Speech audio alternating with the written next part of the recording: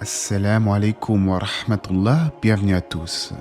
Je suis encore en train de travailler sur la troisième partie de la vidéo sur l'histoire de l'islam, alors ne vous inquiétez pas, cela arrive incha'Allah. Pour l'heure, j'aimerais répondre à une question que l'on entend parfois, à savoir que si l'islam est la vérité, pourquoi si peu de gens acceptent cette religion? Déjà, je n'ai pas les statistiques sous les yeux, mais alhamdulillah, beaucoup de gens sincères se tournent vers l'islam, et ce depuis pas mal d'années déjà. Mais quand bien même les conversions ralentiraient, la vérité n'a jamais été associée à la quantité et cela est prouvé par le Saint-Coran. Allah dit dans le sens du verset « Et si tu obéis à la majorité de ceux qui sont sur la terre, ils t'égareront du sentier d'Allah. » Il ne faut donc pas regarder les gens, chacun a son propre cheminement. Mais alors, pourquoi beaucoup n'acceptent pas la vérité quand elle leur parvient ou mettent du temps à se convertir ? Il faut savoir que même si l'islam est une religion que notre Créateur a rendue facile pour nous, il y a certaines prescriptions religieuses qui peuvent parfois paraître lourdes aux yeux des gens. Certaines personnes ont du mal avec les interdits. Ils se disent que s'ils deviennent musulmans, c'est tout leur mode de vie qui va changer. Le petit verre de vin, la petite bière, le porc, les exemples en ce sens sont nombreux. Parfois même, j'ai entendu des gens me dire que ce qui les dissuade, c'est le regard des gens, la société en elle-même. Selon moi, ces excuses ne sont pas recevables, car l'islam n'est pas une religion de contrainte. S'il y a des interdits, ce n'est pas pour nous rendre malheureux sur terre, c'est pour notre bien. C'est une purification spirituelle et Allah sait mieux ce qui est bon pour nous. Allah ne dit-il pas dans le Coran, dans le sens du verset, « Nous n'avons point fait descendre sur toi le Coran pour que tu sois malheureux. » Mais il nous dit également, or, il se peut que vous ayez de l'aversion pour une chose alors qu'elle vous est un bien. Et il se peut que vous aimiez une chose alors qu'elle vous est mauvaise. C'est Allah qui sait alors que vous ne savez pas. Concernant le regard des gens, je n'ai jamais compris cela non plus. À mon sens, une personne devrait vivre en fonction de ses choix et non se préoccuper du regard d'autrui. Celui qui vit à travers le regard des gens ne vit pas sa vie en réalité, car il est prisonnier, il fait attention à ses moindres faits et gestes pour ne pas être jugé par les autres. Même si l'islam est mal vu dans certains pays, et c'est le cas actuellement en France, qu'importe, vous cherchez la vérité pour vous ou pour plaire aux autres. Celui qui chemine sincèrement vers Allah ne devrait pas se soucier de ce genre de choses, car c'est en vivant en fonction de ses propres décisions que l'homme devient réellement libre. D'autres, quant à eux, hésitent à se convertir à cause du comportement des musulmans. Or, comme le dit le célèbre dicton, quand le sage montre la lune, l'idiot regarde le doigt. L'islam est pur et parfait, tandis que les musulmans sont imparfaits et faillibles. Il ne faudrait donc pas juger une religion en fonction du comportement de certains de ses adeptes. Et comme on dit, un arbre qui tombe fait plus de bruit qu'une forêt qui pousse. Et bon nombre de croyants musulmans ont un excellent comportement, mais ils sont discrets, et ce n'est pas eux que l'on entend le plus. Ils sont souvent retranchés dans les mosquées ou chez eux avec leur petite famille. Il se peut aussi qu'une personne soit mal informée sur l'islam, en auquel cas elle devrait apprendre ce qu'est réellement cette religion avant de se précipiter à émettre des jugements. De surcroît, certains ont du mal à se convertir car ils pensent qu'ils doivent être purs avant de franchir le cap. Et c'est d'ailleurs aussi le cas des musulmans entre guillemets de naissance qui hésitent à reprendre la prière. Or, je vous rassure tous, il ne s'agit pas d'être parfait, car la mort peut surgir d'un instant à l'autre. Revenez à Allah et il vous facilitera à diminuer progressivement vos péchés, car la prière éloigne certes de la turpitude et du blâmable. Allah dit dans le Coran, en vérité, la salat préserve de la turpitude et du blâmable. D'autres encore hésitent à se convertir car ils se disent que toutes ces années où ils n'étaient pas musulmans, ils étaient dans l'erreur, ils étaient complètement fous. Ils ont du mal à admettre avoir été dans l'égarement durant toutes ces années. Là encore, selon moi, ce n'est pas une bonne manière de penser, car Allah guide qui il veut et au moment où il le souhaite.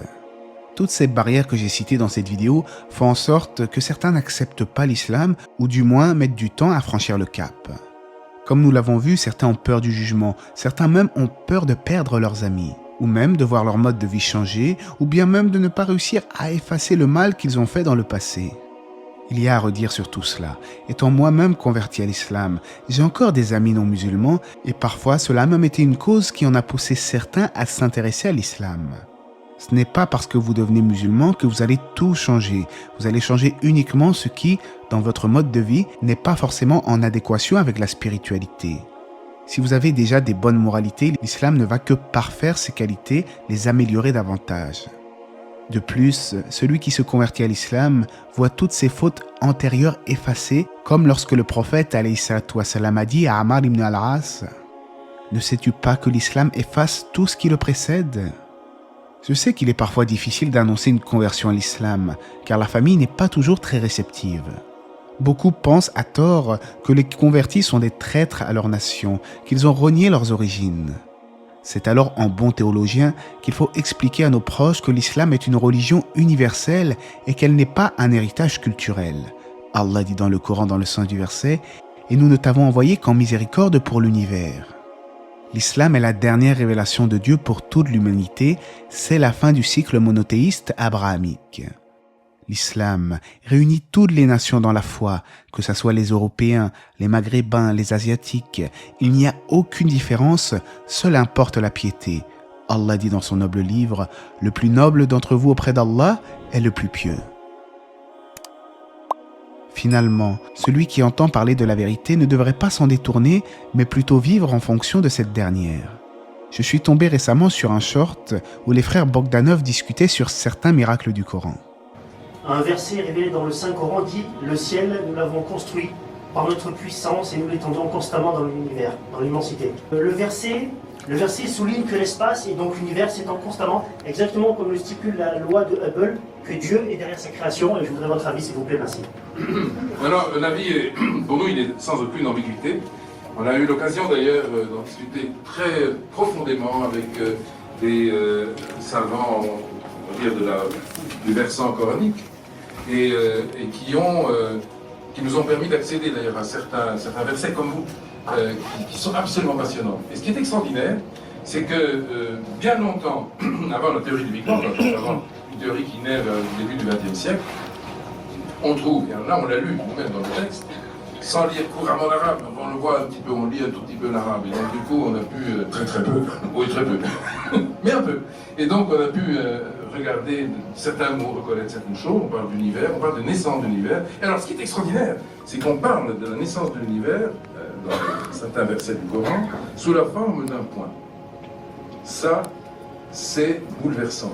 Pour ceux qui regardent, au-delà évidemment du clivage des religions, c'est bouleversant de voir apparaître dans un livre, on va dire, de théologie au sens profond, l'idée que l'univers est né, et qu'il est né sous la forme d'un point. Donc oui, on confirme ce que vous dites. Merci beaucoup, merci. Merci. Apparemment, ils avaient l'air de déjà connaître le sujet, notamment celui du verset lié au Big Bang qui nous parle de la singularité initiale. Ce verset nous dit « Les mécréants n'ont-ils pas vu que les cieux et la terre formaient une masse compacte, puis nous les avons séparés et fait de l'eau toute chose vivante ?»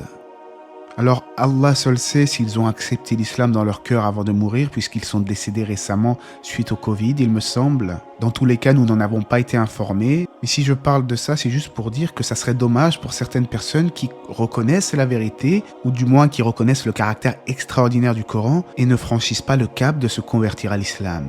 En tout cas, qu'Allah nous guide tous dans le bon chemin. J'espère que cette vidéo vous aura été profitable. Allah sait mieux. Que la paix et les bénédictions d'Allah soient sur le prophète, sa famille et ses compagnons.